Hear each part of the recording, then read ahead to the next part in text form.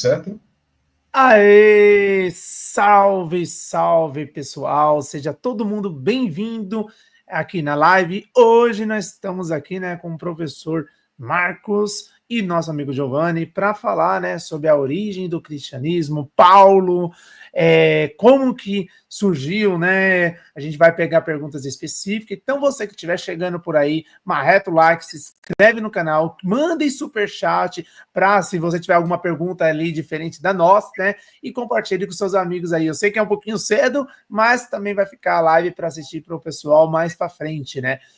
Além disso, né, pessoal, depois vai ter os cortes, né, onde vai ter ali as perguntas abaixo, né, e o professor falando, né, o Giovanni está aí para nos ajudar com as perguntas e para passar aí para o povo aí também, para a gente fazer a divulgação, né. Então agora eu vou passar para o Giovanni aí para a gente começar. O professor vai se apresentar, né, falar quem ele é. Tá o canal do professor abaixo aí, para quem não conhece, sigam o canal do professor Markus e vamos lá. Thanks so much, Mauri, for your kind introduction, which I partly understood. I do Spanish, I do French, but unfortunately I don't do Portuguese. So we have to rely on Giovanni to give us the details. But I'm very happy that you invited me to the channel. We had a few hiccups in getting the timing right, but eventually now today we are together, and I'm very happy also to speak to your audience, because I haven't really spoken and engaged with people from the Portuguese family and of languages. Giovanni, you want to translate? No, I don't need to present myself. Almost the whole audience of Shaolins already knows me. He interviewed me like once at least. Still got a life to make about big cats. I'm a biologist. So I guess in the first part, we should present you, like, what's the main focus of your job? Thanks so much, yeah. Amaury, you asked me the questions. What would you like to know from me and your audience? Manda lá, Shaolin. Primeiramente, a gente começa pelo histórico dele, né? Tipo, quais as pesquisas mais relevantes, como ele acabou ficando conhecido na academia, certo? Não, legal, show de bola. Então eu vou pôr aí a primeira perguntinha, né? Aí você passa para ele. A primeira pergunta seria: segundo os pais da igreja, as profecias de Jesus foram cumpridas pelos flavianos, usando Joséfo como evidência para provar que Jesus foi um grande profeta. Baseando nessas informações, não seria lógico os evangelhos sinópticos serem produzidos no final do primeiro século? So we're going to the first question. According to the church fathers, the prophecies of Jesus were fulfilled by the Flavians, using Josephus as an evidence to prove that Jesus was a great prophet. Based on this information, wouldn't it be logical for the synoptic gospels to have been produced at the end of the first century? Well, that's what, at least, as you say, the church fathers want us to believe. And up until today, most of the New Testament scholars believe exactly that, which means when you look into people like Irenaeus or people like Eusebius, you get the story that these Gospels were written in the first century. Oh, all right. We're going to translate it later for the public. Okay. So we run through the whole questions and you translate later? Basically, yes. Okay, fine. Probably for tomorrow. Brilliant. Okay, fantastic. So just why I became skeptical of this kind of report, I'm not the first one. It was in the Enlightenment, which means in the late 18th century, that people became pretty skeptical, which was part of the debate between Protestants and Catholics, that Protestant enlightened philosophers and theologians became skeptical of these reports. Why? Because these reports of the church fathers are reports of what we call the apologists, people who tried to defend the church's position. And in defending the church's position, they made big claims. For example, claims that in the first century, it were the apostles who had written those Gospels, particularly Matthew and John. And the colleagues from the Enlightenment in the late 18th century, they asked a really substantial question. For example, why are we given those two names, Matthew and John? And why are those two other Gospels not written by apostles, but by students of apostles? Now, if we look into the documents themselves, the Gospels do not give us some clear evidence that they had been written by those four people. Matthew probably is the most clear one because it gives us a list of students where an apostle, Matthew, is being listed. So it's pretty obvious why Matthew would be the author of the gospel that gives us also a list of students where Matthew is being mentioned. John is a bit more complex because we have an early tradition that John is an important apostle, so of a different kind, because John was quite often associated with Gnostics. And because his gospel appears in the very first instance, as even Irenaeus admits, in Gnostic circles, because the very first commentator of the Gospel of John is not a Catholic, but is a Gnostic, is Ptolemaeus, of whom we have one letter to a lady, where he clearly makes some statements that link up with Gnostic thinking. So it seems that the Gospel of John derives at least from a background which is affiliated or which is knowledgeable about Gnostic thinking. And still, Irenaeus makes the claim that, and everybody followed, that these four Gospels are written by apostles and two students of apostles. Now, when in the critical scholarship, beginning in the 18th century Enlightenment, it was realized that these names are fictional names. Today we would say they are creative names of authors which do not correspond with the real authors. And I would say even the Catholic tradition today, most scholars around the world, irrespective of which kind of a denomination they come from, admit that these four names are later creative, fictitious names. But then the question is, if we go as far as these questioning of names goes, do we still believe, with our apologetic church fathers, the second part of their statement, that the texts are written in the first century? Because the basis for that claim was that they were written by the apostles. Now, if we remove the Gospels from the authorship of the apostles, who then can we claim have written these texts? And more importantly, when did these texts appear? And here comes my first observation, which I made in a book on Christ's resurrection in 2010, where for the first time, by working on Christ's resurrection, it appears to me that while a number of early Christian writings, let's say writings that date before Irenaeus, so before the late 2nd century, these documents do not give us references or quotes of these stories that we find in our canonical Gospels. I give you one example. Kurt Aland, the important editor of our Greek New Testament, he wrote a paper where he looked into the reception of Paul's letters in the 1st and 2nd century.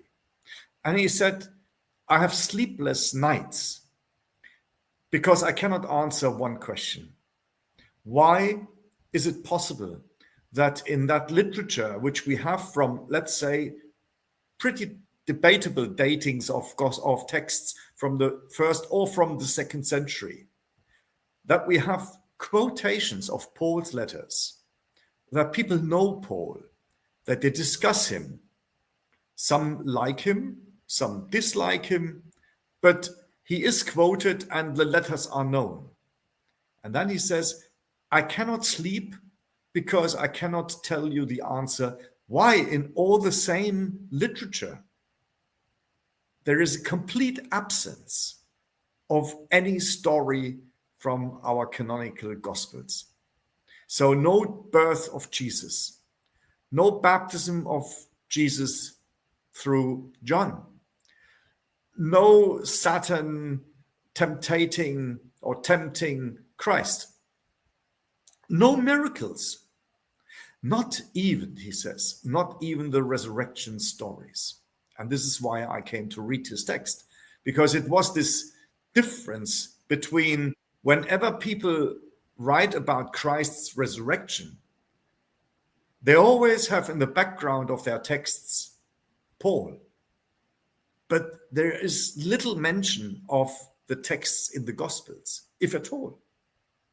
And if Paul is not mentioned in any text, then there is even no mention of Christ's resurrection, let alone any reference to the Gospel. So this was my original problem, which I tried to solve. And right at the end of when I had finished the book, I asked myself, couldn't we get rid of most of these problems and sleepless nights, as Kurt Aland was saying, if we reverse the order and if we think that these Gospels were not written in the first century, for which we really do not have any evidence. We have not a single papyrus. We have no single witness. So if all of that falls apart, does it not make more sense if these texts were written somehow in the second century? And then I was looking for our firm evidence. When and from when are church fathers referring to these texts? One of the earliest who is referring to the text I found, and this was my entry into the study of Marcion of Sinope. The first one I noticed and found who makes reference to Gospels is this ship owner from the north of Turkey who must have been born around 80 of our time. We certainly know from references that he was killed under Mark Aurel, so in the years around 161. So that's when he was no longer alive. Hence, the other information we have that from Clement of Alexandria, for example, that he was a teacher, not only a businessman who owned ships and lent ships, but he was a teacher who moved after the end of the Second Jewish War, which is around the year 135 of our time. He moved from Asia Minor, his city of Sinope, to Rome and established in Rome a school, a didaskalion, as Clement of Alexandria tells us. In addition, he says, he is amongst those teachers the oldest who moved into Rome. So he must have been one of the most senior colleagues or senior people who was teaching and started teaching in Rome. Now, he was not only the oldest, but he was the first, from what I could gather at the time, who makes reference to Gospels. And interestingly, he claims, if Tertullian gives us the right reports, he claims that he himself put together one gospel, one single gospel. And then he complains in his preface, which he gives the text, which he bundles with 10 letters of Paul that he also claims to have found. He bundles these two texts, one or collections, if you like, one gospel and the 10 letters of Paul, into one greater and bigger collection, to which he gives a name, namely New Testament. So he's not only the first one who quotes these gospels, mentioning one gospel that he put together himself, and criticizing in his preface 4 other Gospels. And he says, these 4 other Gospels are plagiarisms of mine. And people have given to these plagiarized texts the names of 2 apostles and 2 pupils of apostles. So quite clearly, he is referring to precisely the Gospels of Matthew, of John, and of the pupils' Gospels of Luke and Mark. So he claims that these 4 texts are similar to his Gospel, although they are copies, and copies where the texts have been changed.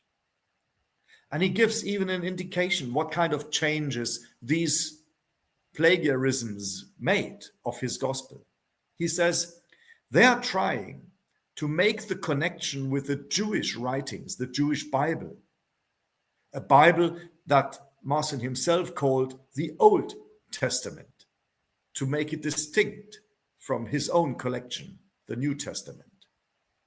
And because he wanted to have this separation of the 2 testaments, he heavily complains about these plagiarists under the names of apostles and students of apostles, that these plagiarisms reversed what he intended to do.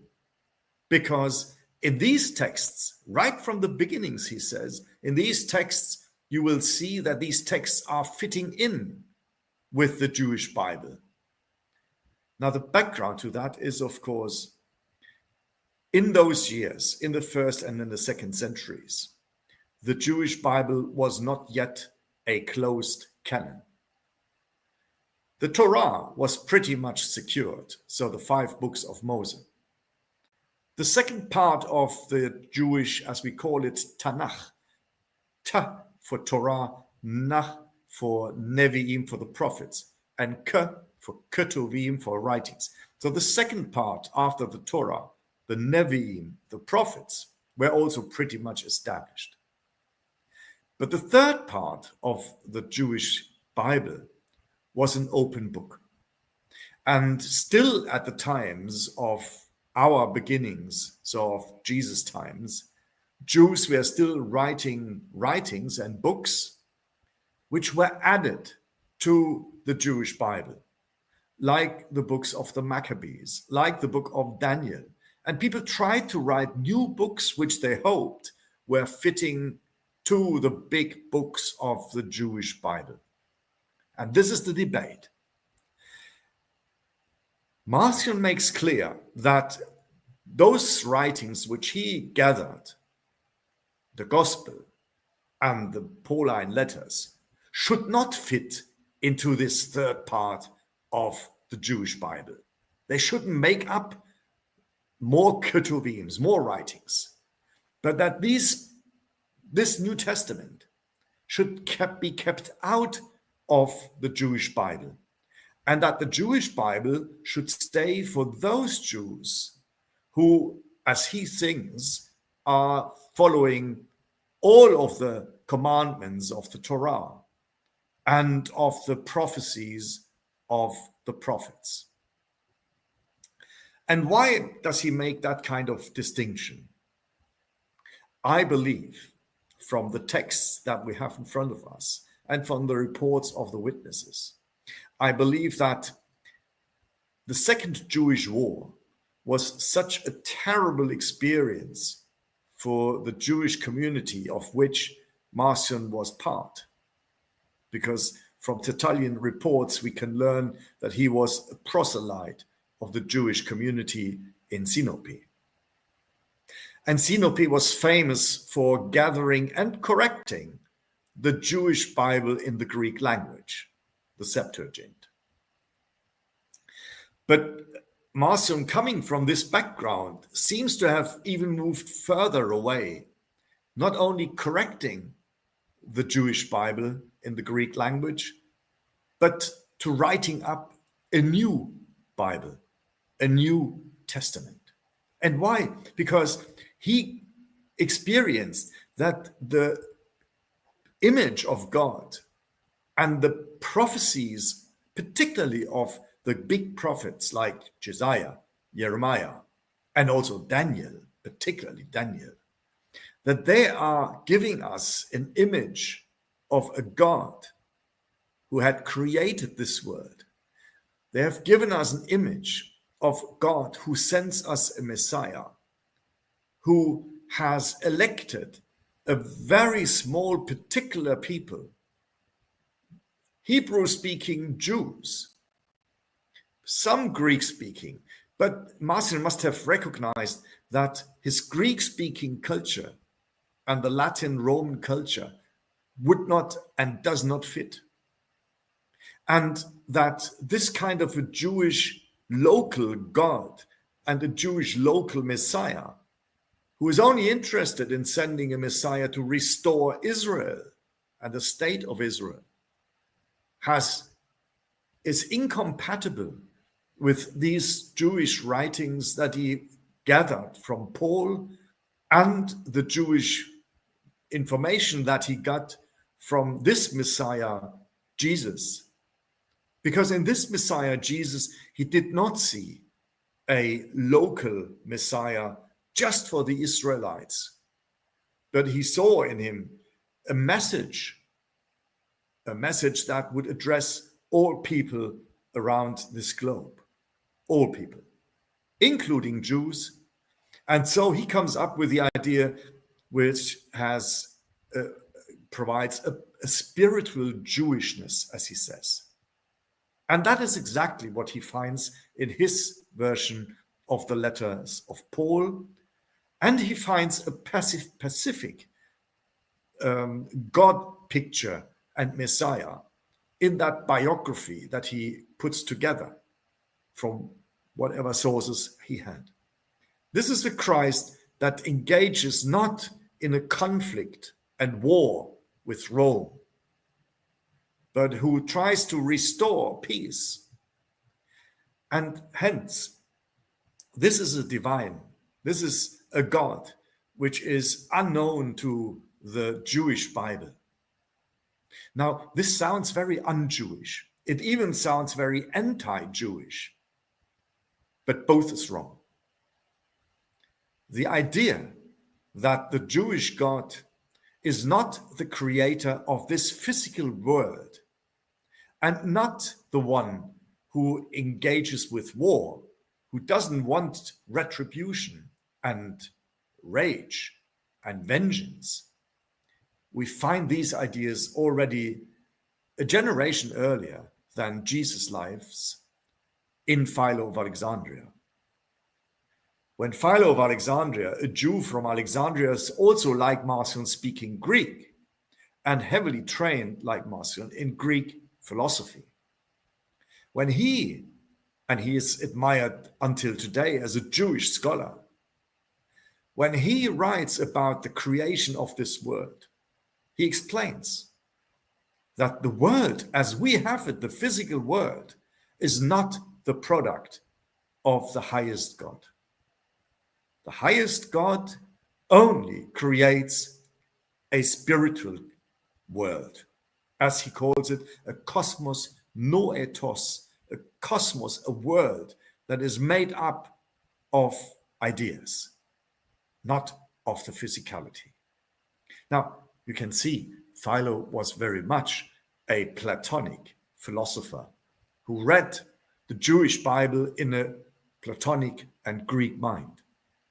And I think it is only a small step that Marcion has taken to combine that with his view that a spiritual divine who has not created this world of death, of illness, of war, also has a Messiah who would not ask people to engage like Simon Bar Kokhba in the Second Jewish War, who engages in war and warfare.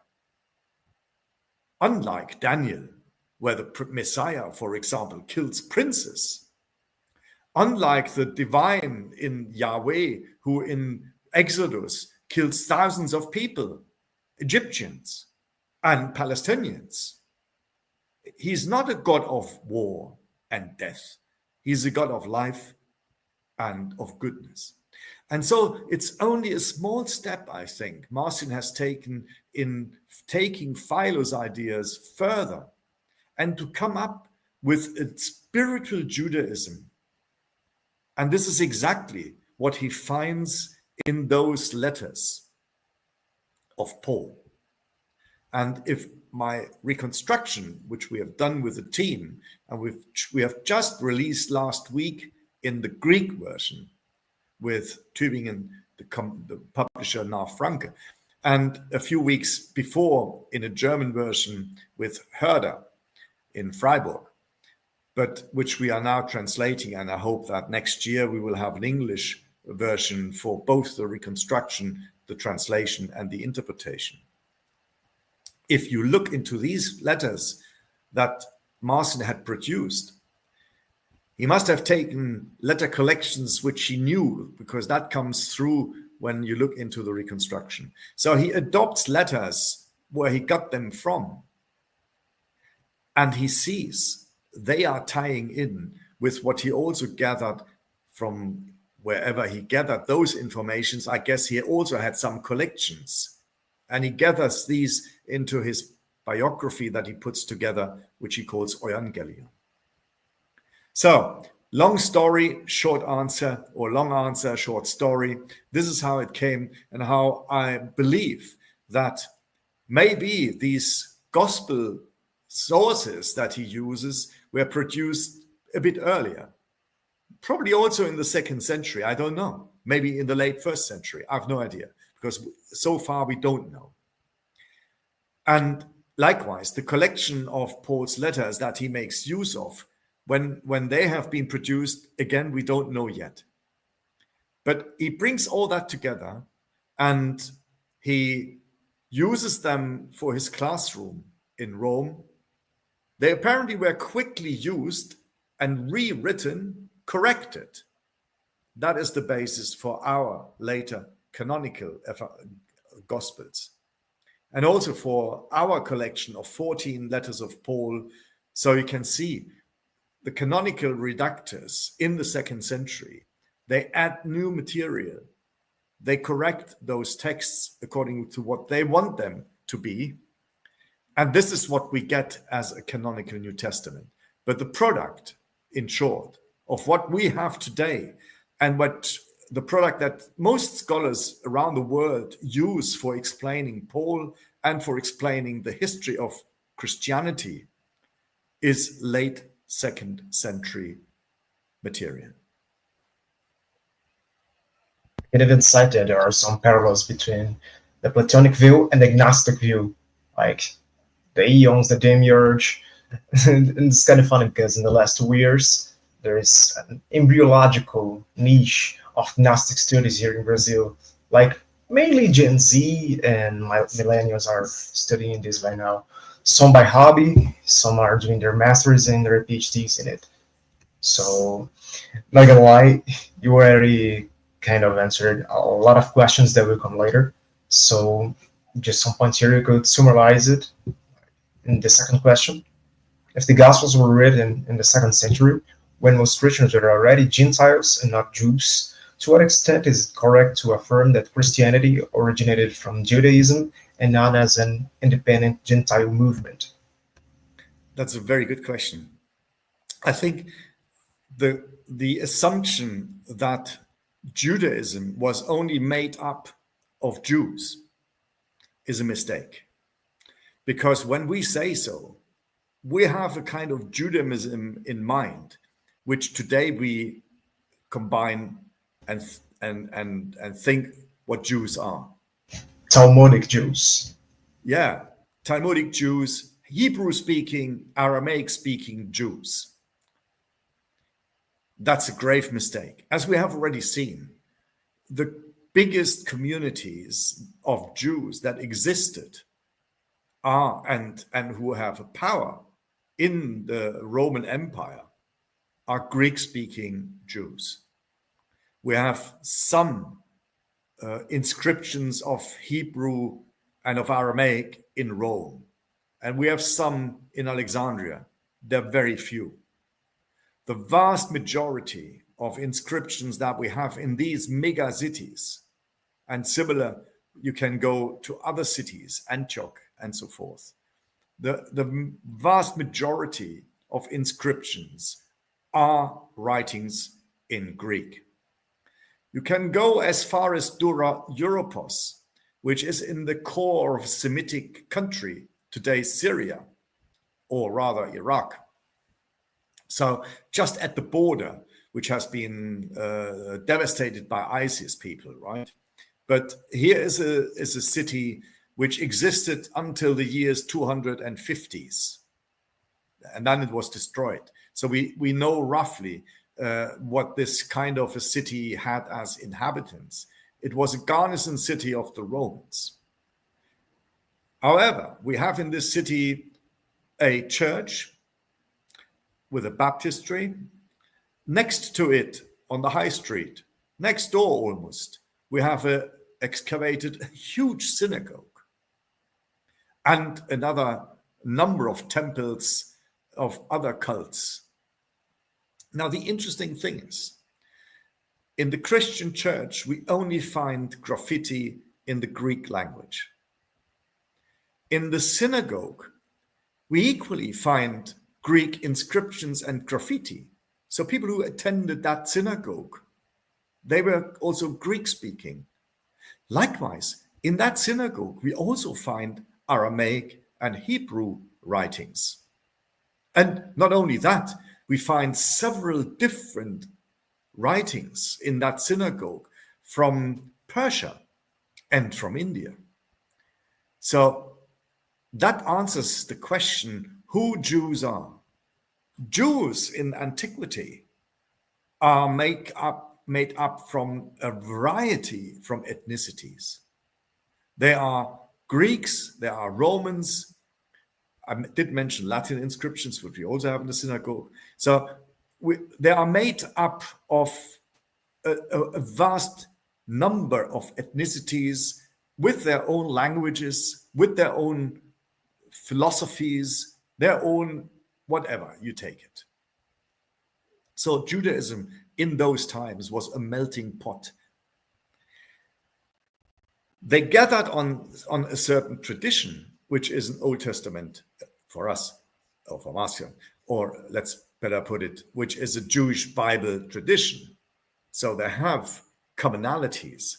But how these commonalities, how these readings were understood, that we can see from the variety that are given to us with the few surviving witnesses. I mentioned one, Philo of Alexandria, who reads the Jewish Bible in a very, very different way from the ways Jews today and Talmudic Jews and Rabbinic Jews are reading these texts. He is reading, as I said, more the text in the sense of a Gentile person, or let's say more better, as a Greek person. Just like Josephus. And you can see, Josephus gives us a book. He is an author from the 1st century. And he was a soldier on the side of the Jews in the first big war of the Jews against the Romans. Now, as it often happened, at the end of the war, people who are intelligent, like Josephus, who are clever and learned, who have gone through, as he says, through all the Jewish schools, and who has even ended up, starting from the Sadducees, he's ending up with the Pharisees, at the time a modernist movement amongst the Jews. But where does he really end up is in the villa that is being given by the emperor to him to sit down in nice Italy, close to Rome, to rewrite what Judaism is. And he rewrites the entire Jewish Bible from the beginnings. He calls the book The Antiquities of the Jews. And here he gives a picture how Jews are and what Jews are in a Roman society. And you can see, is he a Gentile? No, he was a Jew. Was Philo a Gentile? He was a Jew. Was Marcion a Gentile? No, he was a Jew. But they were all Greek-speaking Jews. So what are these? So the question whether the early Christians are Gentiles or Jews gives us a dichotomy which doesn't work. That is actually very interesting because in Brazil, as most of the population is Christian, we tend to talk much more about how Christianity changed in this timeline, but there is also significant changes in the Jewish worldview. So Indeed. these old populations of Jews around the Mediterranean are not exactly the same ones we see today, like Sephardic Jews, Mizraim, the Ashkenazi. We got a whole lot of diaspora of intercultural changes. It's actually very, very, very interesting. See how much Christianity has changed in Brazil. How much, for example, the influence of the charismatic tradition, of Pentecostalism, so relatively modern tendencies of Christianity deriving from the late Reformation business, from the 16th, 17th century, how that has totally transformed Christianity in Brazil, as it has, for example, in the States, as in many other countries. So what is Christianity? Yeah. There are even some CIA-leaked documents about how the Protestant Christians came to be in Brazil. There's like an influence to expand the, how can I say, Anglo-Saxon worldview, specifically onto Christianity. So, following to the next question, specifically more into your methodological analysis, like what are the main categories of sources that you use in your research to reconstruct the origins of Christianity in this new theory presented? First experience is that, and that's a methodological question which I've raised when I was talking about retrospection. Because until the 1980s, 1990s, and still mostly today, when we talk about sources, we take these sources from a reception history perspective. So we ask, first of all, we believe and we assume without explanation that these sources that we are talking about, say the letters of Paul, say the Gospels, say any other of these texts, early Christian texts, that these texts are set in a clear timeline. We have an origin, which is the event. We then have oral tradition after the event. And already in the already in the first century, in the years 40, 50, 60, we have Paul who writes down his letters. And then we have these Gospels in the 60s, 70s, 80s to 100, which then preserve what the oral tradition are giving us. And then we have the reception of these texts in the second centuries until today. So this is a sequence of reception. And reception always means, it's just like my cup of tea, reception means you fill in the original things and it's being received and it's being used. That's what I call reception history. And the biggest problem and the biggest fallacy of reception history is, as always in history and is always in scholarship, like in biology, the first problem is always your assumption. So the framework. If you define that 1 + 1 is 2, the problem is not that somebody comes along and says, oh no, it's 4. The problem is your definition that 1 + 1 is only 2. Now, if we go into quantum physics, 1 + 1 is no longer 2. Could be all sorts of things. So the question is a methodological question. If we start with reception history, we assume, and this is a very romantic idea, we assume there is a fixed origin and all the rest is development. Just as we have explained evolutionary theory in the 19th century. But today, we know more about our brain. We have a cognitive historiography. We have a cognitive biology. We have a cognitive form of making and thinking about evolutionary theory, and. And so I said to colleagues, no, we have to revise our methodology to do and to look at these sources. We can no longer speak in this romantic terms. My suggestion, therefore, is what does a historian do? She or he looks backwards. And here comes our first biological problem. Nobody can look backwards. Our brain is hardwired.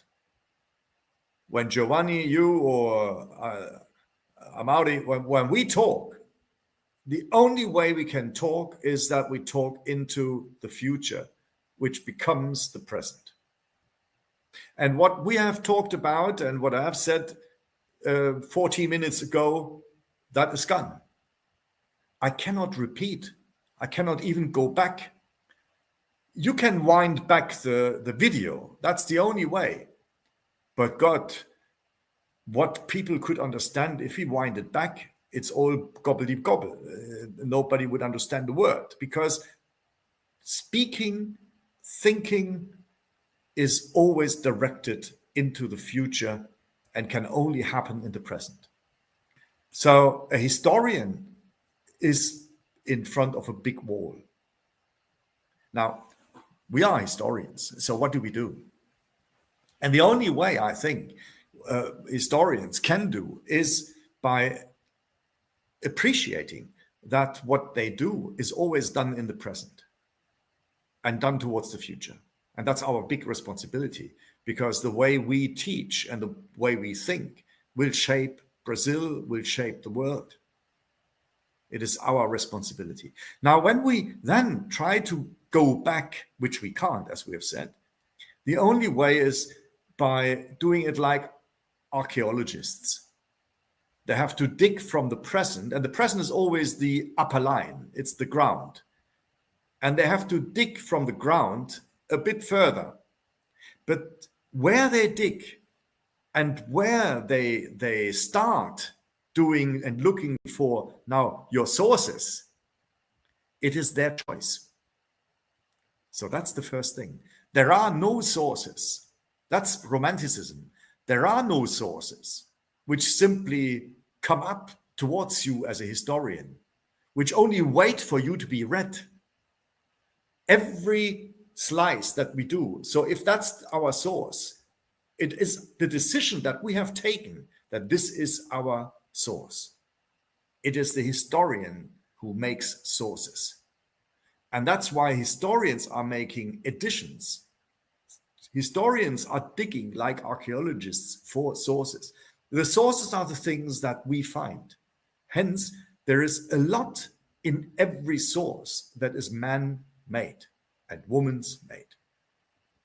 So that comes now when you ask me how I go to the sources. So I go from today, I look into what kind of remnants there are in the ground, which are, for example, coins, which are, for example, some manuscripts, which are everything that we can attain.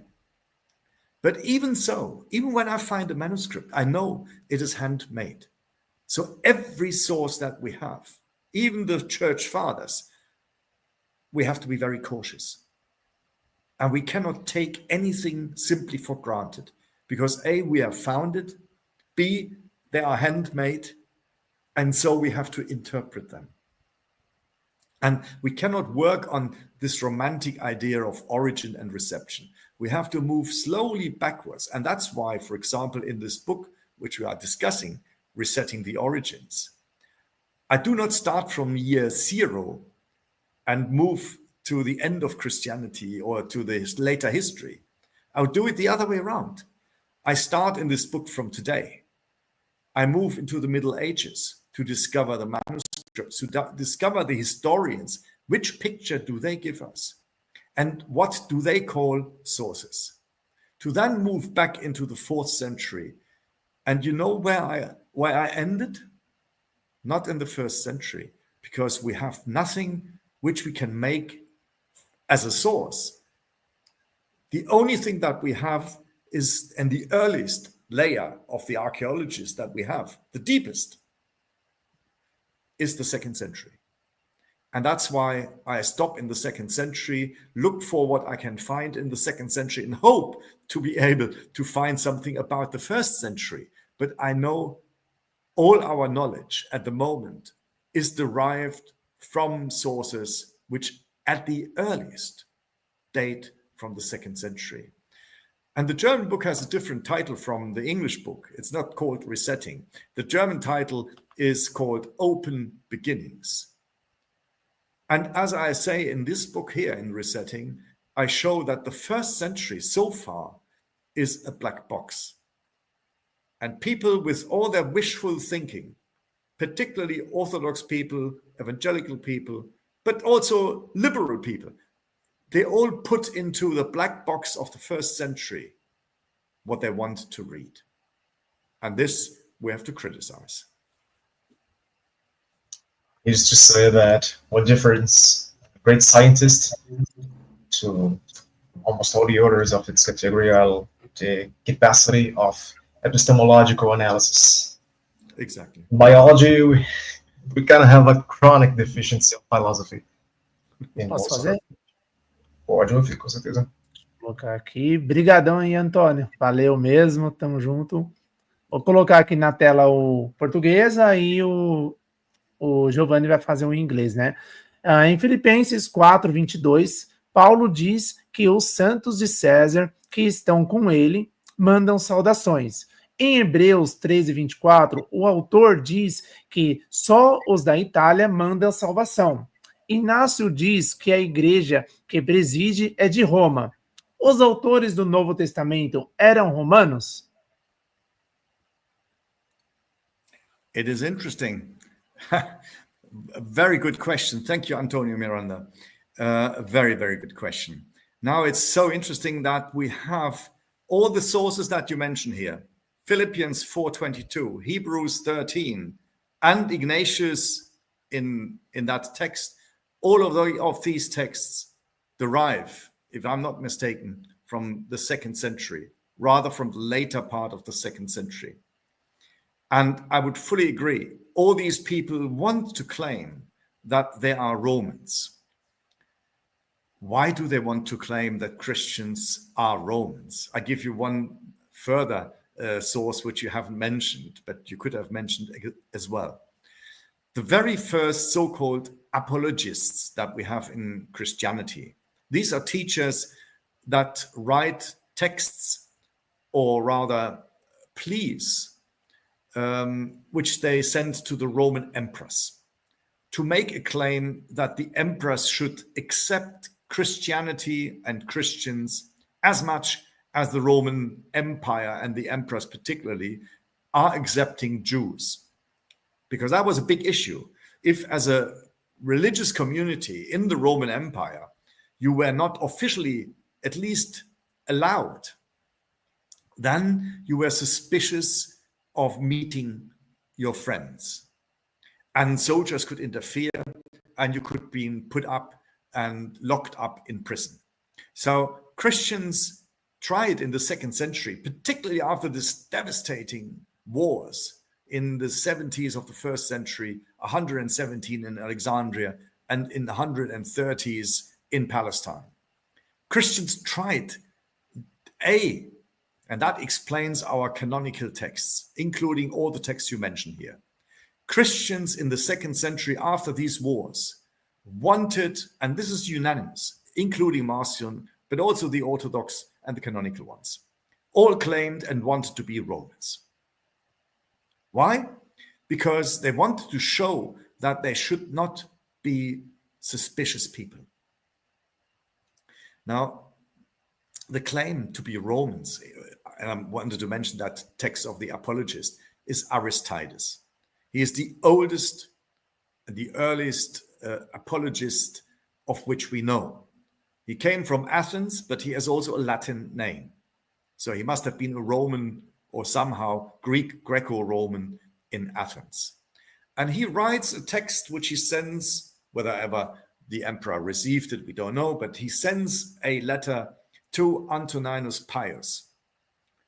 He mentions Hadrian, but Hadrian is also the name of Antoninus Pius. So I think it is rather Antoninus Pius than Hadrian. But that's another question. But he sends this text to the emperors. And he says, we Christians, we are not Egyptians. We are not Greeks.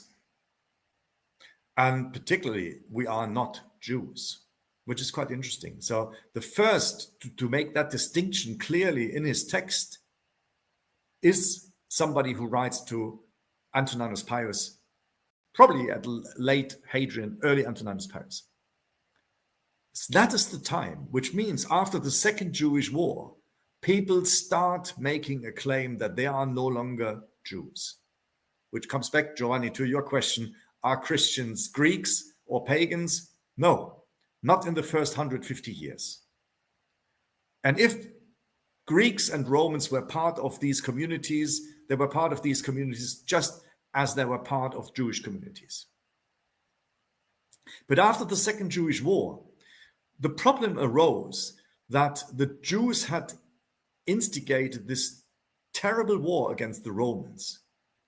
And now Christians are distinguishing themselves and say, oh no, we are not these Jews.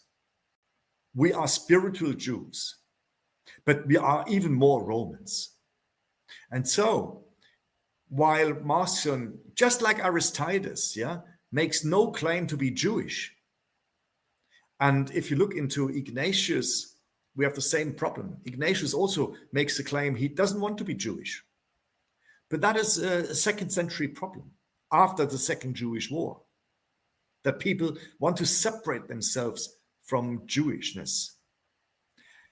At the same time, people like Justin Martyr, who also knows of that Second Jewish War, he talks about it. He writes 20 years after the war. Yes, he distances himself from a Jew like Trypho. But 20 years after the war, Christians start re-engaging with the Jewish tradition and try to re-embrace what Jewishness is. They talk even about not only churches, they also go to synagogues. They are reclaiming the Jewish Bible. And now it becomes a mishmash, right? As Marcion complained, they try to reconnect Christians with Jews. And so we have a two-side, which we can see in those texts which we have just been shown, right? Philippians 4:22, Hebrews 13, and so forth. So we have the tendency on the one side that in these canonical writings and in the canonical redactions, we have a stronger, even stronger than in Marcion, we have a stronger emphasis on the Roman being of Christians. But that is combined at the same time with the claim that Christians are part of the Jewish long tradition. And that's why, for example, the Pauline collection in our canonical New Testament starts with Romans, where Christ is being placed in the genealogy that he derives from the King David tradition. So that's not a Roman tradition. While at the same time, yes, Roman being and Romaness, also Greek being is being endorsed, but also Jewishness.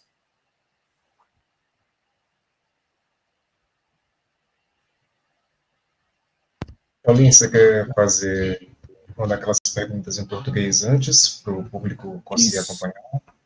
Isso, em português antes. Certo. O que você acha da parte de hermenêutica? Critérios hermenêuticos e metodológicos. Eu estava pensando na do Paulo, o que você acha? Certo, tá valendo também. Vou falar do Paulo, então. Mais uma perguntinha em português, tá, pessoal? Se Paulo se apresenta como apóstolo dos gentios e suas cartas são majoritariamente destinadas à comunidade em colônias romanas, e Atos relata que sua pregação aos judeus foi rejeitada, como os estudiosos sustentam que os primeiros cristãos eram, em sua maioria, judeus e não gentios? Certo. So, translating to you, if Paul presents himself as the apostle of the Gentiles, and his letters are mostly addressed to the Roman communities and colonies, and Acts reports that his preaching to the Jews was rejected, how do scholars maintain that the first Christians were mostly Jews and not Gentiles? Yeah, I think that's not a contradiction, because as I said, the Gentiles are not pagans just, yeah, they're not just people who believe in Zeus and therefore do not believe in the Jewish God. Yeah, we have tables of memberships of Jewish synagogues, yeah, which are full of what we call proselytes, Greek people who support the synagogues, but they are part of both worlds. They might also go to the temples and they go to the synagogue, because for a Greek mind and for a Roman mind, it was no exclusivity. And the question of exclusivity in Judaism is a big problem. For Paul, he is certainly not an exclusivist in the sense that this Jewish and Christian belief makes one unbeliever to anything else. So he has his criticism of a form of Greek belief, which is adoring idols and the flesh market, yeah, and these types of things, which you even find in the Marcionite collection of Paul. So Paul is also critical of these things, but that doesn't make him not a Greek or a Roman. When you read Cicero's work on the nature of gods, you will find a very similar criticism. Cicero says, well, the worship in the temples, yeah, and the sacrifices and all of that, this is for the plebs. This is for people who are not really learned people. Because if you would know the nature of gods, you would know that there's a spiritual God behind, and there is a highest God behind.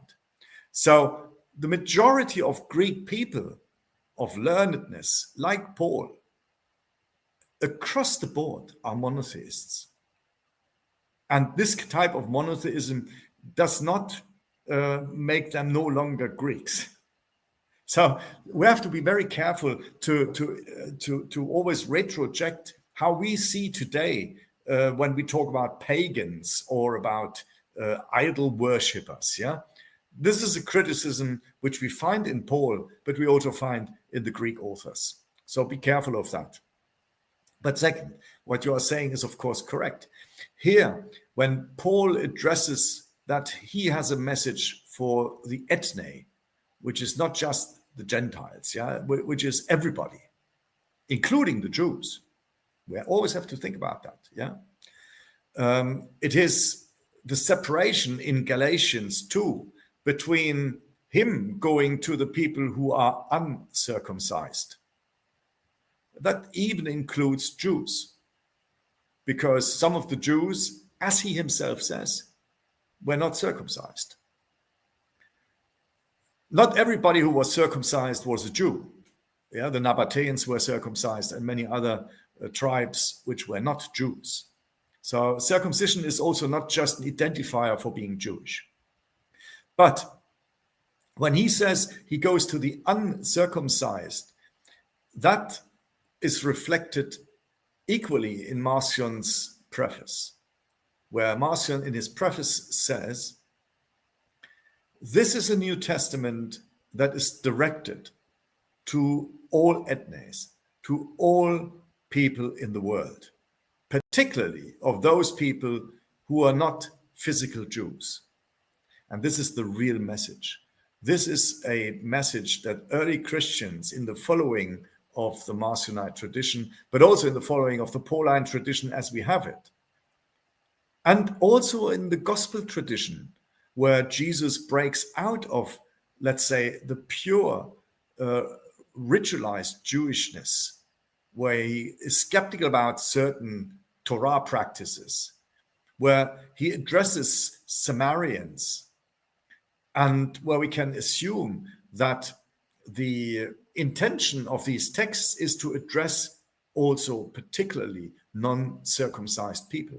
And that's the reason, I think, and the difference between these writings in the 2nd century of a, let me put it that way, of a Greek-speaking spiritualized Jewishness, that they are more easily reaching out than those Jewish people who limited themselves to Hebrew-speaking and solely Aramaic Jews, or mostly Aramaic Jews. Yeah, so that is the big difference.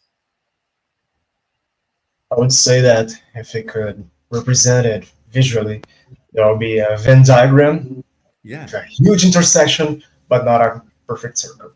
precisely. But the intersection is bigger than the margins. That's the point. Way bigger.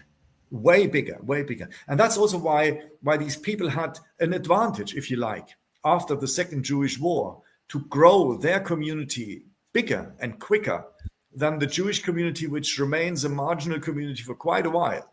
Not because they were marginalized at the time. They had the advantage of support by the state, more than the Greek-speaking Jews, the non-circumcised Jews that we later call Christians. But the Greek-speaking Christian, and therefore the Greek-speaking spiritual Jews, yeah, they sat closer to the Roman and Greek culture, hence had a big advantage. Don't forget that at the end of the Second Jewish War, Hadrian forbids that circumcised Jews can live in Jerusalem. And they have to leave Jerusalem for hundreds of years. So only the spiritual Jews who were not circumcised, so the addressees of Paul and the addressees of the gospel, they were continuing the kind of Jewishness also in Jerusalem. So they had a big advantage. We also have a modern parallel to this, as there are some restricted areas in Israel only for the practicing Jews, for the most religious. Mea Shearim. You don't enter Mea Shearim if you are not an Orthodox practicing Jew, right? So people will be hostile with you. Not always, but quite. I experienced that. Yeah, and this is a limitation, of course, also for the expansion of a community. Whereas those people who embraced, like Christians did and Jews did before, so a Jewish community which, since Alexander the Great became so Greek, and since the emperors became so Roman, were easier for people to join without being circumcised, yeah, but also practicing some forms of that religious practice. Perfect. E aí, a gente passa para a nova pergunta do Miranda? Vou pôr ela aqui. Aí eu falo em português, tá? Aí é o mesmo esquema. Vemos que Epífano e Tertuliano não combatem Macião com o texto de Gálatas 1,19 sobre Tiago, o irmão do Senhor. Essa passagem forjada, já que não está no texto reconstruído e nem é usada por eles para defender o Jesus humano. You're well read. Thanks for such a detailed question. Indeed, you're absolutely right. I wouldn't call it forged, maybe it's redacted, yeah? In a sense, yes, one also could call it, it's forged because it has been reintroduced into a text where this verse, as we have it in the canonical text, is missing. You're absolutely right. And we have to note that particularly Galatians 1 and 2 has been heavily forged, if you like, or heavily redacted, heavily changed. The biggest change, for example, is that it's not just about the humanity of Jesus, because for the Marcionite Paul, Jesus is a heavenly figure. He is the figure of, and quite often he becomes almost equal to the divine himself. And yet he still makes the difference. But the biggest difference in Galatians 1 and 2 is the position of James and is the position of Paul with regards to Jerusalem. The canonical text, as you know, has it that Paul makes 2 journeys to Jerusalem. And he meets the apostles there. But then they have some kind of an agreement, the 3 and him, James, Peter, and John, the pillars. In the canonical text, then Paul moves to Antioch. And then we have the clash between Peter and him. Peter, who first eats with the people who are not circumcised in the community. And then it is said, people from James, not James himself, but people from James were coming up to Antioch. And then it is said that Peter was a turncoat. He turned around and he no longer wanted to eat with uncircumcised people because he feared the people around James. So that's the scenario we all know. In the Marcionite version, which you well know if you have read Tertullian and Epiphanius, you know probably also, or you noticed, that Paul only makes one journey. He only travels to Jerusalem. And although they have this kind of an agreement where both sides are admitting that they have separate addressees, as we have just said, the Gentiles, or rather what I prefer, the uncircumcised people and the circumcised people, they both have to care for the poor. So that's the result. But then, even there in Jerusalem, according to this version of Paul, there is this clash with Peter. So it does not end with in harmony or a full agreement. No.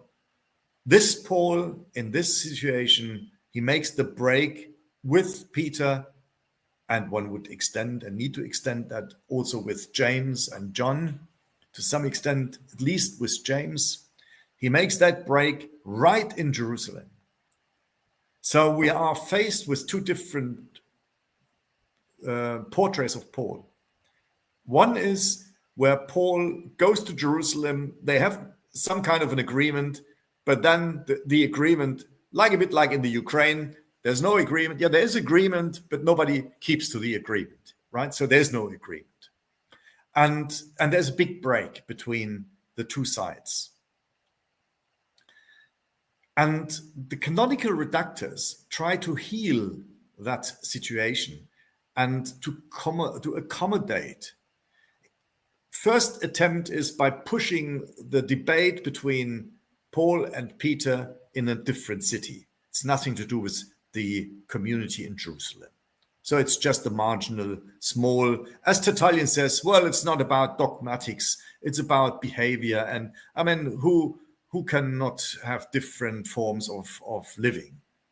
So he downplays the debate between Paul and Peter. And exactly the same thing we have in the canonical redaction. So it's pushed out of Jerusalem.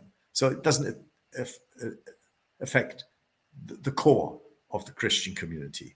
Second, Acts is then brought in, which is rewriting that whole story. It endorses the idea that the whole debate indeed took place in Antioch and not in Jerusalem. Moreover, when you read the story of the rewriting of Galatians 2 in the canonical form, and then compare it with the pre-canonical, as I call the Marcionite Paul, and compare that with Acts, you can see the trajectory it becomes more and more harmonious. In Acts now, it's not just an agreement about the poor. No, they also have an agreement about details, yeah? Now it's 3 conditions that should be met. And if people agree to these 3 conditions, they can meet and they can have a community together. This is what I call a late second century attempt of rewriting an early Christian history. It's not reception, it is a reconfiguration. A reconfiguration so that Christians who in the late 2nd century have the problem of having Jews in the community who want to eat only with circumcised people, and others who are Jews, but who have no problem with eating with uncircumcised people. And then you have the uncircumcised people who only want to eat with circumcised Jews, and others with uncircumcised Jews. So you have all kinds of ethnicities and of problems and of religious behaviors. And here Acts formulates something as a minimal condition, the Noachitic rules, which people should embrace, so that there is a community possible between Jews and non-Jews. And you can see, when you were saying that many scholars assume that in the 2nd century at the latest, they believe even in the 1st century, Christians were predominantly non-Jews or Gentiles, that works against it. And we only need to read the texts of John Chrysostom, of Tertullian against the Jews, of many other people, to see that the problem of Jews living in the community and of Christians living as Jews in the Jewish communities and going to the Sabbath and so forth, that remains. And the biggest problem in the first 250 years of the church was not the Trinity. The biggest problem was how to celebrate Pascha, Easter. It was the problem, how Jewish should Christianity remain? Should we stick and stay with the date of Pascha with the rabbis and with the Jewish communities? Or shall we move away and break the fast on a different day from the Jews and have a different religious practice on the big feast day? That was the biggest problem.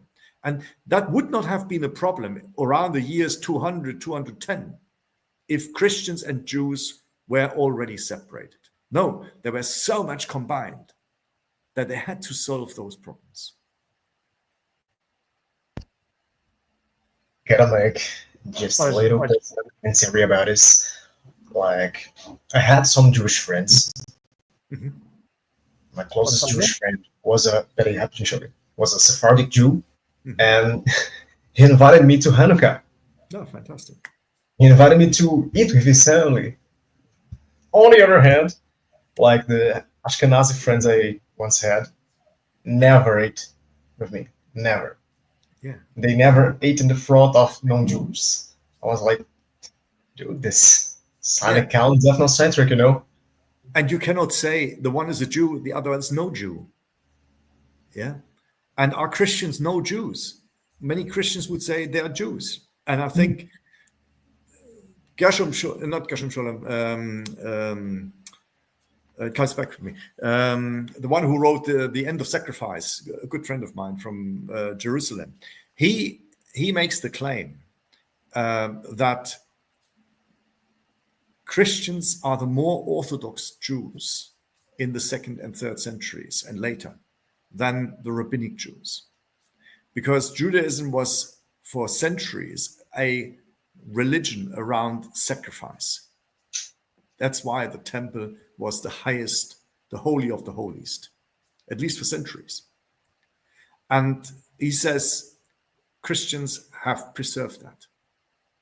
Whereas Torah Jews, so Torah-oriented Jews, the rabbis, they moved away from this type of cultural practice. And that's why he says, if we compare those two twin religions, and he thinks really in terms of twin religions, which means both modern Judaism, as he calls it, and modern Christianity are both twin forms of the antique form of Judaism. And there's still one aspect of Judaism about sacrifices that I think it's kind of remarkable, like the sacrifice of the red heifer. Yeah. Some have been saying that it already happened, like Yeah. last month at least. Interesting. Huh? Yeah. Manda lá, Shaolin, perguntinha em português e eu traduzo para ele. Beleza, eu vou colocar aqui. Então, pessoal, uma das falácias mais comuns que ouvimos aqui no Brasil é que não temos acadêmicos e historiadores sérios trabalhando com a hipótese de que os textos de Paulo e os evangelhos são os do segundo século. O senhor poderia explicar quem são os estudiosos que trabalham com essa hipótese e se seus trabalhos são acadêmicos e referenciados por pares? Perfeito. Yeah, I think I've understood the question.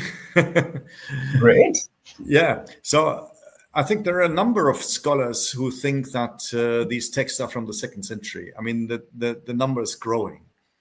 When I started placing the Gospels into the 2nd century, I was asked by my then new head of department in King's College in London whether somebody else believes it. And I said, well, I wouldn't write a book if I'm just repeating what other people believe. So at the time, I was a lonely figure, at least in the 21st century. But soon after, when I had a discussion at the Oxford Patristics Conference on the dating of these Gospels, I had invited a number of colleagues, amongst them people like Matthias Klinghardt, who is New Testament scholar in Dresden. And he, just a few years before, had written an article where he believed that Marcion's Gospel is earlier than Luke, and that Luke depends on that Gospel of Marcion. So we were somehow on that element together. However, he strongly believed that Marcion's Gospel is depending on Mark's Gospel that he at the time dated into the 1st century. Interestingly, four years later, after he had engaged with the text and had made a reconstruction of Marcion's Gospel, he came up with the title, "This is the oldest Gospel that we know of," and all other Gospel texts, including all the non-canonical Gospels. So now he has got students, he has colleagues, Jan Heilmann, who was professor for New Testament in Munich, who followed him now in Dresden. Those are people who believe that these texts are derived from whatever in the 2nd century. The distinction is that they do not believe that Marcion has a big redactional hand in these texts. I do believe that, but one can see differences. But we have jointly the opinion that these texts are deeply 2nd century texts.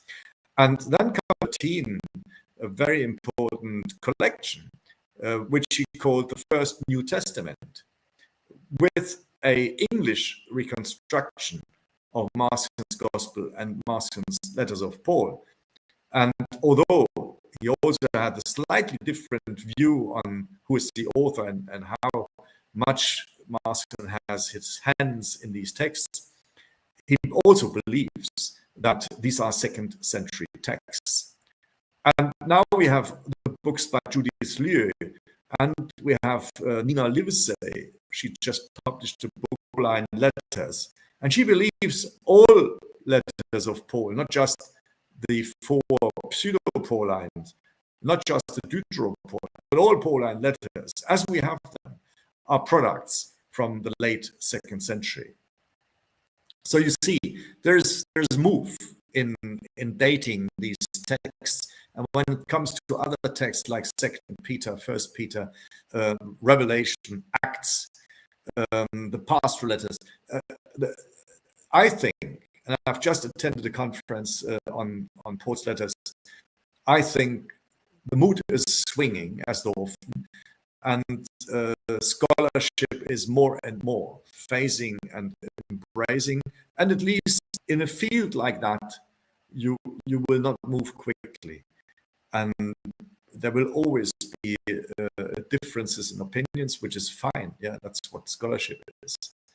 But I do believe today I'm no longer the lonely voice that I was 15 years ago. Well, being a trailblazer got some of its own difficulties. Não, sensacional. Tem mais uma aqui, né, que eu separei, né, que é quais critérios hermenêuticos e metodológicos o Markus usa para avaliar a autenticidade e a relevância das fontes antigas na construção de quadros Certo. What hermeneutical and methodological criteria does Vincent use to evaluate the authenticity and relevance of ancient sources? Yeah, I think I would agree to that. Yeah, I think it's very important to, and this methodology should not be different from any scientific methodology. I think doing the history of early Christianity does not relieve a historian from using scholarly historical methodologies, which means we have to authentify what we are dealing with. We have to talk about the authority that people claim when they put names, for example, to texts. We need to dissect. And here it is very important. It's not just a textual study. No, it is looking at the witnesses. One of the earlier questions was about Tertullian and Epiphanius. And if you remember, the very first commentary on any Pauline letters that exists, it is Tertullian's books against Marcion. In his book 4 of these books, 5 books in total, he runs through Marcion's preface and then through Marcion's gospel. And he writes a commentary on Paul's letters. However, this is a commentary not on the canonical Paul. It is a commentary on Marcion's Paul. Therefore, not on 14 letters, but on 10 letters. Now we have to explain why is our earliest commentator commentating Marcion's texts. There's a simple answer in my eyes. This was the only authoritative text. Otherwise, Tertullian could have simply dismissed it. But he writes a commentary, and the oldest commentary that exists is on this text, because it has had the biggest impact. And people who were using what later becomes canonical texts, apparently, as one can see from Tertullian, still knew that this was the first New Testament, that this embraced and contained the oldest gospel and the oldest version of the Pauline letters that existed at the time of Tertullian. Even though, as a rhetorician and an apologetic author, like Irenaeus, he wants to turn the truth upside down and claims that his texts are more authority-caring than the text he comments. But his commentary itself disputes his own assumption and shows the text you have to deal with in the beginning of the 3rd century is Marcion's collection.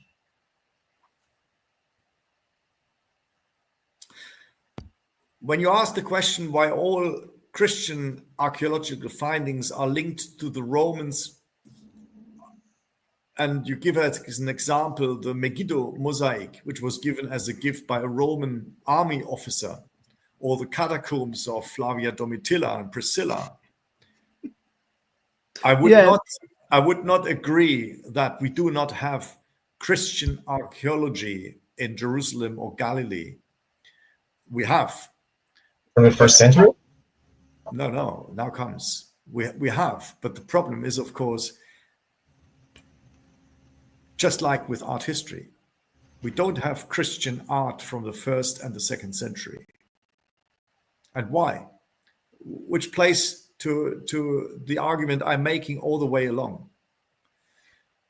We can only start identifying archaeological evidences or art historical evidence when we have something which we can identify as Christian.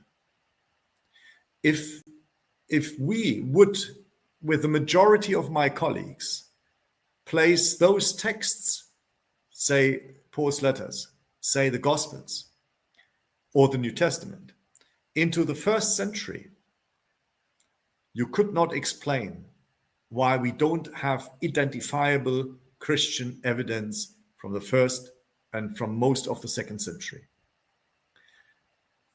My argument is, as soon as we have identifiable Christian documents, like the preface of Marcion's New Testament, where for the first time he distinguishes between Cristianismos and Judaismos, between an entity he calls Christian and an entity he calls Jewish and Judaism.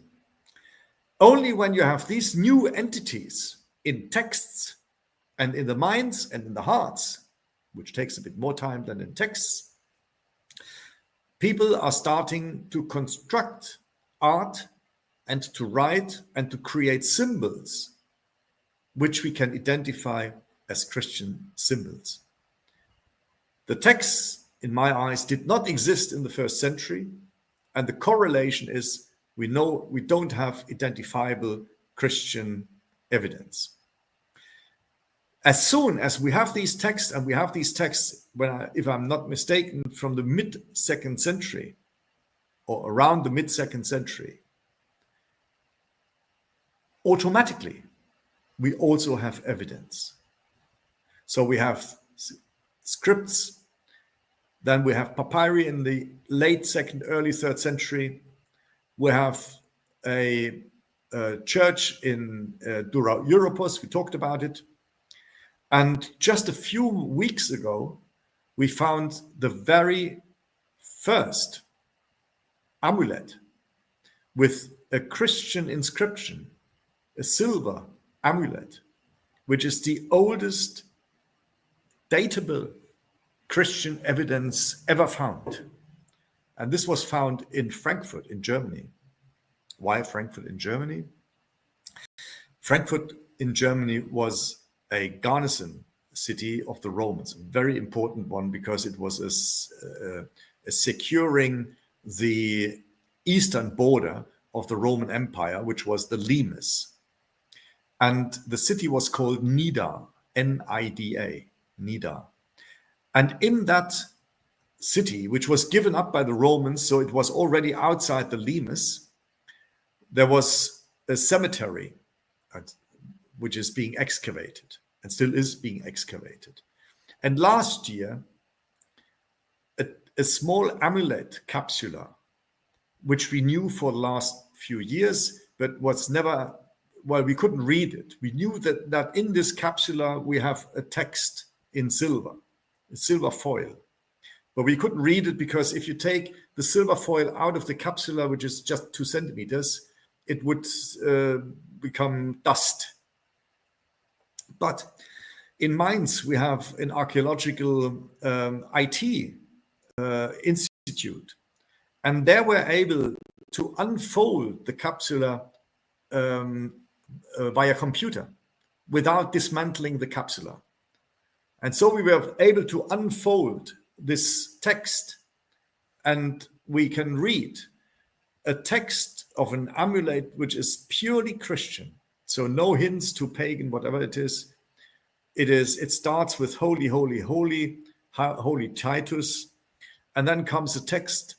It gives us a small quote from Philippians, from the letter of Paul, and then it is an apotrophic, wishful text.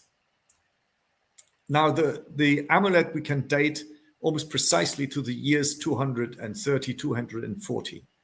Now, this is the earliest fixed datable Christian evidence we have. All papyri could be a bit earlier, but presumably are later. because we cannot date papyri to 1 year unless we have a date on the papyri. On all of our biblical papyri, New Testament papyrus, we don't have dates, at least not from the 2nd or 3rd centuries. So this is the new finding. But it shows, as soon as we have these texts in the mid-2nd century, we have a production of evidence and archaeology later in the 2nd century, early in the 3rd century, and mid-3rd century. So this is what we have. And I can promise you, which is a promise based on hypothesis, because we don't have these texts from before the 140, 150, in 100 years' time, we will not find an amulet, neither in Frankfurt, nor in Brazil, nor in Rome, that will give us evidence for a religion that did not exist. You have to have the identifier first. You have to have a practice to start identifying. And once you have identified things and you have stories which you can depict and paint, you have to have a cross in a story to come up with a cross on the wall. And once you have all that, and we only get that in and with Marcion's New Testament, and then with the other rewritings of these texts, then we also get depictions, we get art, and we get archaeological findings.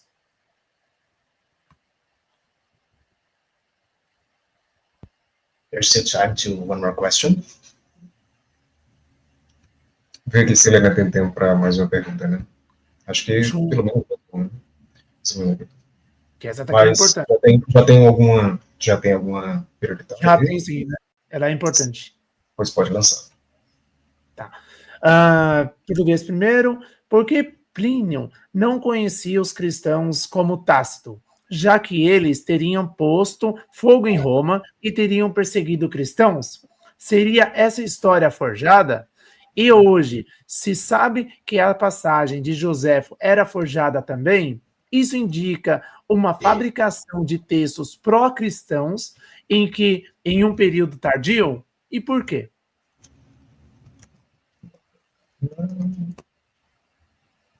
Giovanni, your translation. Yeah. Why didn't Pliny know that Christians, as Tacitus said, since they allegedly set fire to Rome and were persecuted? Was this story fabricated? And now that we know that Josephus' passage was also fabricated, does this indicate a fabrication of pro-Christian texts in a later period? Why? We have and can assume that these pro-Christian texts are being produced. I don't think they're always plucked from the air.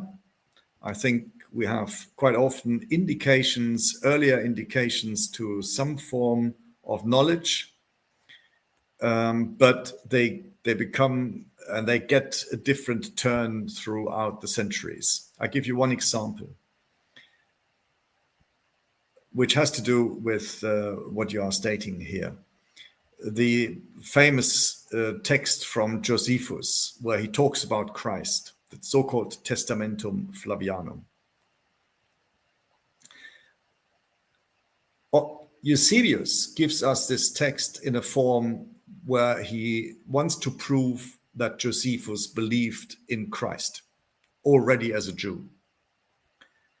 Origen, 100 years earlier, makes a statement that he knows of a text in Josephus in the Antiquitates. But he says Josephus did not believe in Jesus as a Messiah.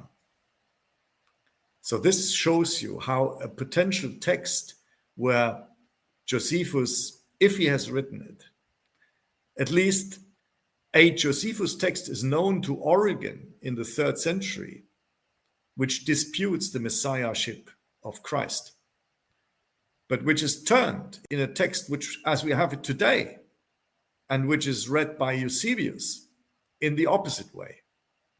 So this is what I would call a transformation of texts. Now, to what extent earlier than Origen, the text has already been forged or implemented into Josephus, we don't know. The opinion of scholarship is pretty broad, but when I look at the latest research on Josephus, people become ever more skeptically positioned towards the reliability of Josephus. And I think for very good reasons. Josephus, as probably your listeners and visitors do not know, or probably they know it, Josephus is transmitted in history through copyists exclusively 100% through Christians. Not a single Jewish tradition of the first 1,000 years transmits Josephus. So what we get and what we have has gone only through Christian hands. And that's why it's so important that one of the early Christian readers of Josephus, Origen, gives us a non-Christian position of Josephus, contrary to what we have in the text today. Now, if that's true for Josephus, we may ask, and people have asked, what about Pliny? Now, Pliny, likewise, is a big problem. And I've just read a draft text, which hasn't been published yet, but will be published by Nicola Densey. And she writes a scholarly report about how scholarship has viewed the Pliny-Trajan letter exchange. And scholars in the past have already become very skeptical about this letter for many reasons. This letter stands out in several respects from all of the other almost 100 letters of Pliny, between Pliny and Trajan. Pliny is in his last consignment of the emperor. He was, prior to being deployed into Bithynia, he is the highest judge of the Roman Empire. Now, you asked precisely the right question.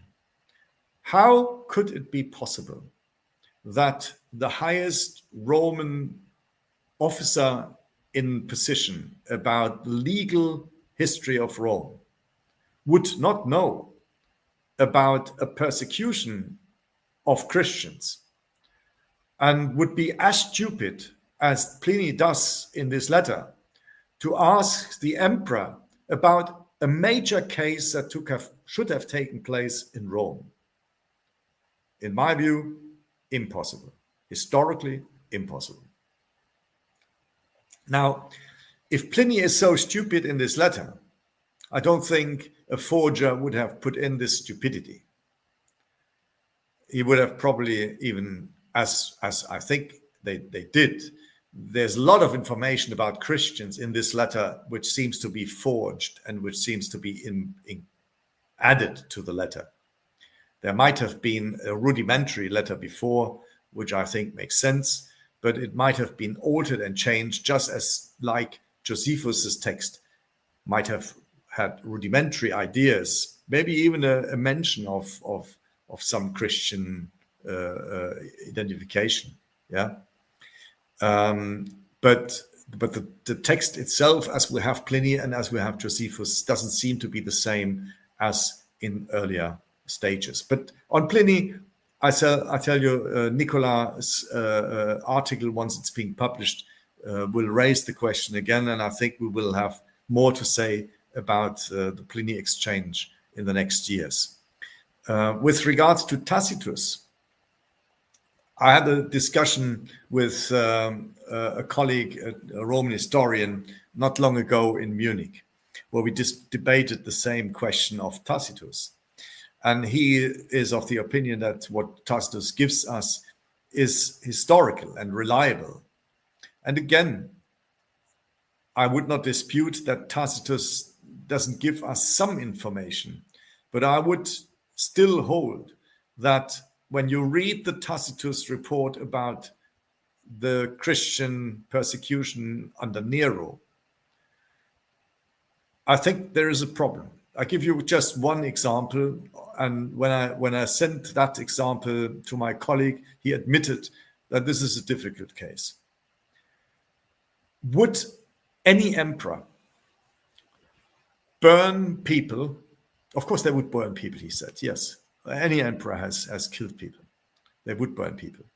But would you, if you were Roman emperor, would you celebrate your party in your garden by burning alive people as lampstands? If you have ever attended a funeral close to where people are being burned, even with modern technology, or if you read the reports about the Holocaust, about Auschwitz, where people in oven have been burned with all the filter mechanisms that Romans didn't have. It is such a terrible, horrible smell. I promise you, if Nero had the folly idea of burning Christians as lamps and as lightnings for his party, he would have lost 100% of the attendees of his party. I tell you, he would not have attended his own party. He couldn't. This is historical nonsense. This is propaganda literature. If you read such nonsense, the slightest historian who has ever attended the burning of a dog, he would think the author is not the most clever one who makes us these suggestions, or he paints a story, which is so nonsensical that the latest, most stupid reader would discover that he's not giving us a portrait of a party of Emperor Nero burning people, but he wants to claim that Nero was so stupid as an emperor, that he could have and would have probably burned people at a party's place. What this text tells us is Tacitus who hates Nero. That's what it tells the text. It does say nothing, I think, if something at all, about Christians.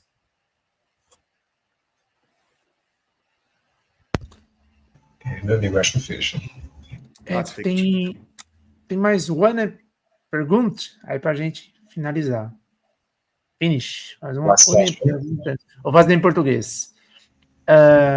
Por que textos do Novo Testamento parecem não conhecer Paulo ou familiares de Jesus?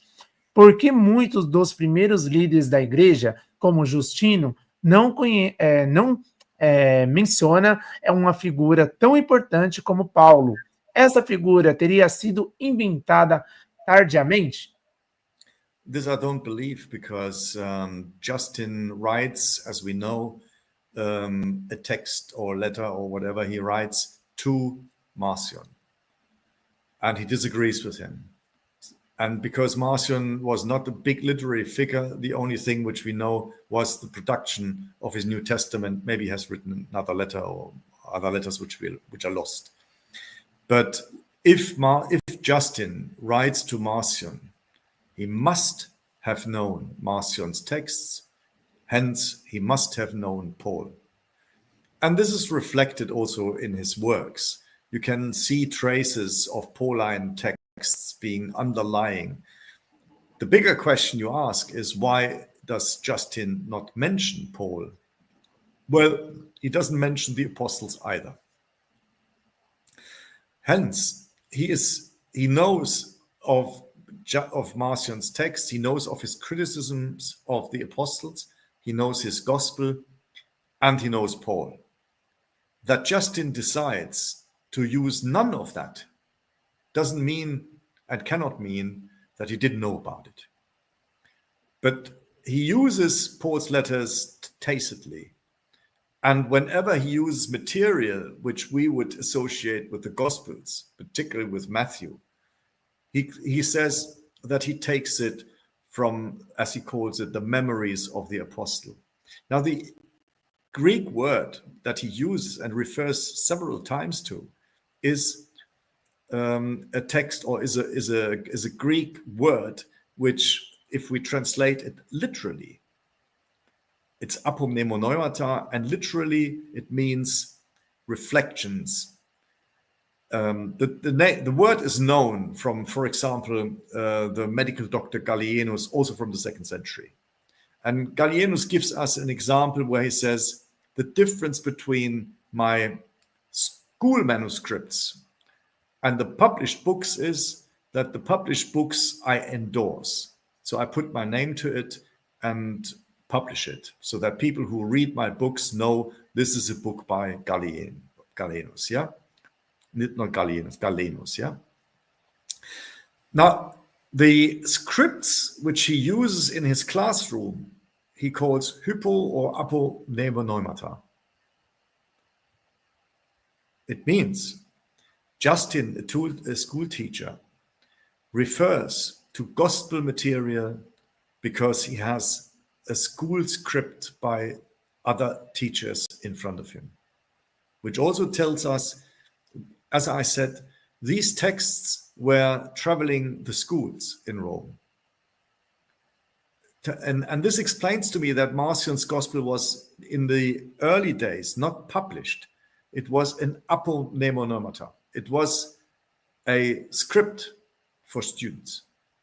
And that traveled. And one of those scripts arrived at the desk of Justin. And Justin refers, therefore, not to the apostles, but he refers to scripts, which shows that the things are in the making. They are in the debate, yeah?